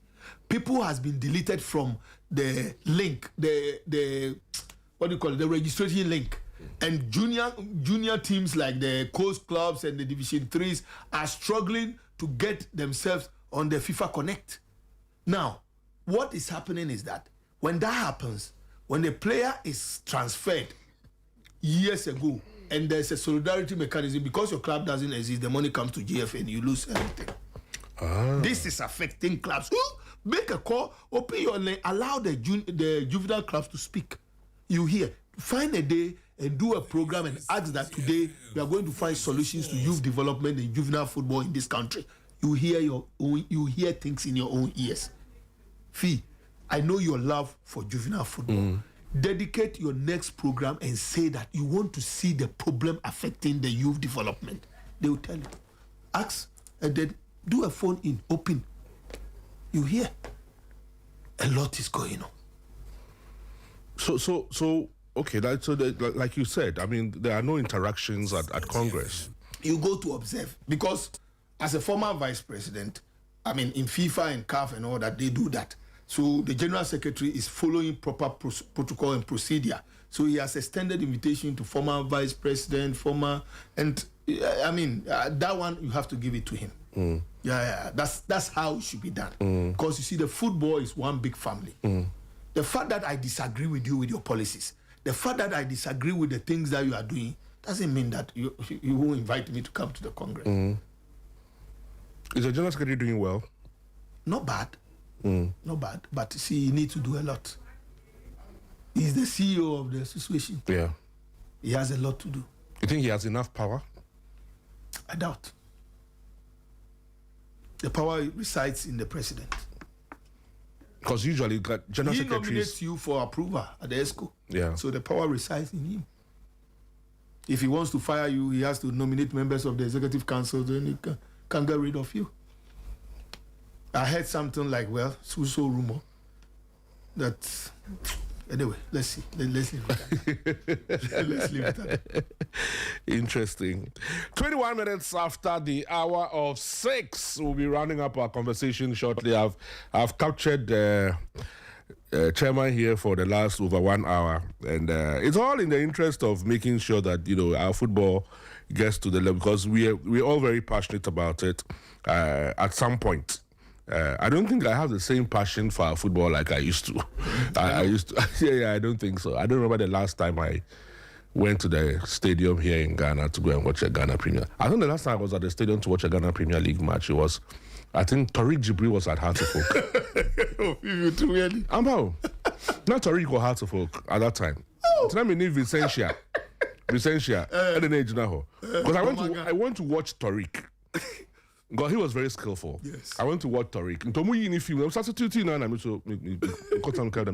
Then it's been a long time. But find time to go. This season I'll watch some of the matches. There's nothing to watch. We need to encourage the young ones. George, there's nothing to watch. Yes, but Because sometimes, even the small on TV, Ushe players now, Ushe Kotoko, Obi Oshe no Maten Jesse. I was like, so 10 Jesse way, Razak Hasheda, Opoku Ntia Sheda, Stephen Odro matches are just his way there. And then you see these guys also wearing the same jersey and playing the way they are playing. Some of them actually have no business in doing football. Some of them, they have no business in playing football. They must go and do some either bricklaying or masonry or carpentry or something sort of, because they don't have the talent. So I don't waste my time on a Sunday afternoon when I can sleep. I go to a stadium where there's also likely to be violence to go and watch a game of which a certain referee may have decided the game already before coming. Charlie, it's a waste of my time, and I don't think I really want to do that. When you talk to some of the club officials, I mean, what do you think they can do on their own to project their clubs? They are doing a lot. See, because sometimes it looks as if they're the club owners themselves, right? Like you have a Hearts of Oak, you have a Kotoko. Kotoko even does well with those things, but a Hearts of Oak. Never have I seen maybe Hearts of Oak communication team approach us to say, look, guys, give us this week. We want to come and talk about Hearts of Oak, our branding, what we are doing. Because you give the airtime for free. Yeah, and yet none of them makes that appearance. They don't come. Even when you are calling them, Immortal and Co. as my producers, even when you are calling them that you need them to come to the studio, it's as if you are giving them problems. I think that it's also about the same structure that I'm talking about. But now it has even improved. Post-match, pre-match, now a lot has improved. That I can say, where you see a match day squad and all that. But I agree with you. If at my time, back in Oblast, I could look for who should be the best communication director for this club, who, now I could say that I have to look for a certain Fifi Bansina, then things have gone down. To go look for that man, because his passion for football and the face crack, you earn respect. So I agree with you. Things are not like, but we can still build it up. It's all of us. It's a collective effort. Me, I want them to take their hands off the league and give the league give it to a proper body to run it independently. Look, if you decide to hire professionals to do your job, Fifi, it is not for nothing why you sit here for City Drive at this time. It's not for nothing. Because they know that once you put this man here, you go and see the listenership. They know. It's not for nothing. And it's the same approach. You want to build a brand, Ghana Premier League. It is the number one brand for the Ghana Football Association in terms of the ownership. Because when it talks of the Black Stars, it's for the government of Ghana. We are only holding it in trust. We are managing it on behalf of the people of Ghana. But the Football Association, the leagues, the League of Premier, of Division 1, the women football, these are for you. These ones are for you. So if you are able to build it properly, give it to professionals to run it for you, trust me, it will improve from time to time. Because look, you will give them the tax to elevate your league. Give them, when people see, there are certain personalities you put them behind the thing self, people will want to associate themselves with the league. So I think that we need to go back to his own manifesto, the kind of things that he said before he was voted into power, and begin to implement them. It's not too late. It's 1 year. You will be remembered for what you were able to do in your last year. What is Moses Parker doing right? Fortunately, it's also, you see, Moses has the passion for football. You know, he's been a former Hasupok supporter for a very long time. He decided to build a Mediama brand. He's been able to position the brand in a mining community like Takwa. He's getting the support also. I think so. And he needs more support. For me, I think that he must be encouraged. Wherever resources that is coming from other corporate places around his need to be improved. Now we are, I mean, he's so lucky. Our brother Ibrahim owns the mine there. So I'm sure Ibrahim will give him support because he's already a good friend of Ibrahim. And so, and Ibrahim loves football. He will support Moses. And he's doing something right. It seems like he put some structure in his club. Maybe that's the reason he's getting all the attention, all the support. Not also, you see, sometimes the location of your club also helps you. You understand? The location where the club finds itself. If the owner is able to open it up for others to also come on board, why not? Moses has stayed with Dr. Tony Obin for a very long time as the board chairman. And Dog, you all know his influence. And so he's been able to pull some strings here and there to bring some corporate entities to support the club. So he's doing something right. And I think that he still needs all of us our support. I mean, his first match is very difficult. I will go and support him. Some say that the FA, for example, should make, if we want our league to bounce back the way it has to, you mentioned community. Some say that the FA should make conscious effort to revive traditional clubs. That's true. See, that is why I said, even the existing one that you have here, which is the Hasa and Kotoko, the two, how well have you been able to support them to survive? How well? You understand what I'm saying? Yeah. So even that, once you get Hasa and Kotoko and you can get the traditional clubs, but sometimes if you want to say it, then it becomes like you have come to, until recently, what you are preaching, a certain honorable member of parliament for the people of, is it Sunyani East, Ignatius Bafuewa. Bafuewa, yes. Look at what he did for Iswatre, man. Look at how the man had to leave football. Ameu. Yeah. You are talking about traditional club. Yeah. The people of Hohoi for the first time, it was the most attended in terms of attendance. And the investment he made into stadium building and all that. So when you call for, see, once you are calling for us to help build this, you are destroying some. Recently, my friend Ato, he was Swedro All Blacks. At prison. But he almost went on relegation. There were a lot of machinations to make sure Ato goes on relegation. He knows. He can't say it, and he's suffering in silence. So the problem is, if they know what the problem is and they are suffering, why can't they say it? Let me tell you a funny story. For fear of what? Victimization? Let me tell you a very funny story. There's a club owner who once in a while speaks his mind. And this time, I'm not afraid to mention it. Bechem United owner, Agama. Once in a while, you know him, he will say it, and then there was a time when I had a private discussion. I was like, obey George, I'm about to look right, and a Timmy Yanson, I'm a Digimanica cracker. So, Kosi and Koda. So sometimes I find it difficult It got to a point where I feel like, Charlie, the fight doesn't worth pursuing. It get to a point, Fee. Because look, you know me. If I want to quit football and do my own, as I sit here, Saturday I'm on my way to Japan. As I sit here, my ticket is ready. Saturday, I'm on my way to Japan. I just came back from US. Saturday, I'm on my way to Japan. If I want to do my own thing and quit football, I'll be okay. But you think that you've invested a lot of your life and time and money into something that must be productive. This is Sporty FM. So don't just quit.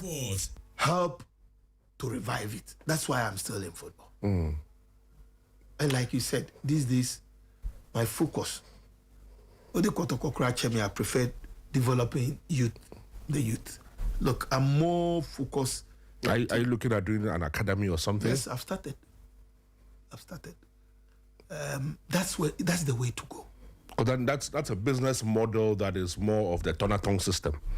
You develop and then also the right to dream system. And then also it's good to churn out talent for the society. Because in that case, you don't play any league, no referees disturbing you. It's the best. It's the best. It's sad because people like Tony Eboa, they don't even want to hear about Ghana football. That's sad. And not only Tony, because his investment is all gone. A lot of them. That's why old players, apart from Pele, the legendary Abedi Pele, and maybe my friend Atram, ex-footballers doesn't want to invest in football. But at least maybe by now, Setting Oseko should have been the owner of Kinfesa. Asamoah should have been the owner of Liberty Professionals, or Michael Essien the owner of Liberty Professionals. But stories like this drive them away. King George, Japanese mafia. Japanese mafia, Matrama Keta mafia. But mafia. A very is the road. A British mafia. Already Manchester mafia, Japanese mafia. King George, I'd like to thank you. I really like to thank you for your time today. And it's always, exciting having conversations with you on Ghana football. But as for the idea of whether you contest or not, we'll talk about it again. We'll talk about it again because we'll talk about it.